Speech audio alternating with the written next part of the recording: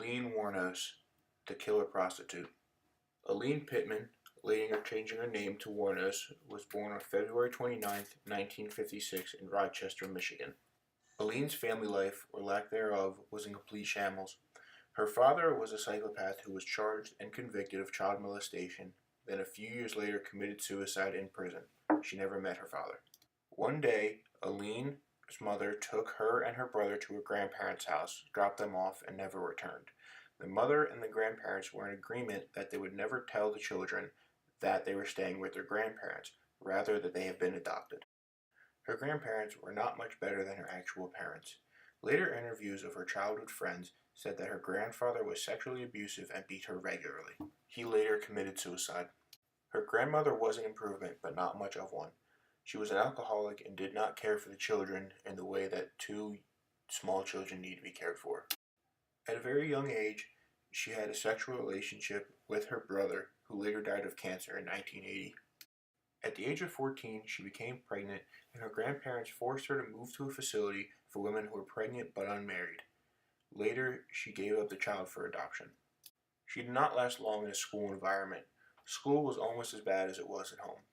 When she was just 11 years old, she started to exchange sexual favors for drugs and food. To add to her crazy home and school life, she was so troubled in school that school officials used mild tranquilizers on her just to get her to calm down. When her grandmother died around this time, her grandfather threw her out of the house and she dropped out of school. Right after she was kicked out of the house, an aunt in Texas then called her and told her that her and her brother could move down to Texas with her. She declined the offer because her aunt had conditions to the offer. Her aunt said that she would have rules and order in her house and they would no longer be able to get away with what they had been doing for so many years.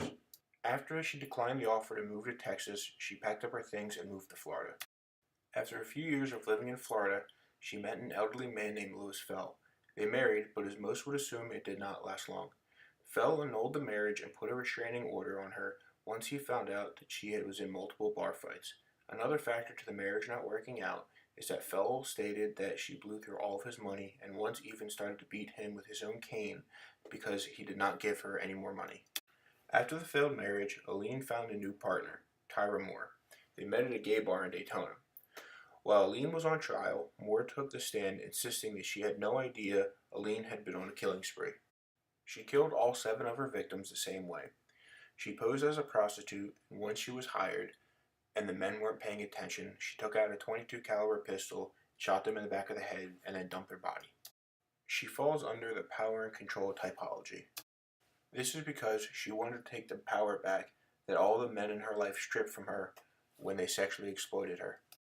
These 7 men were Richard Malroy, David Spears, Charles Carsden, Peter Seams, Eugene Burris, Charles Humphreys, and Walter Antonio. While in court, Aileen pled self-defense, but neither the jury or the judge thought that to be true. Later, while on death row, she admitted to killing them in cold blood and said she would do it again. Aileen was given the death penalty and put to death on October 9, 2002 in Florida State Prison. Her troubled life led her down a road in which there was no return. The things you can learn from Aileen Wuornos is if you're going down a dark path in life and a family member reaches out to you, take it. Next one is, don't become a prostitute. That life usually leads to the mistreatment of yourself and possible death. The third lesson is, stay in school so you get an education and don't become a prostitute.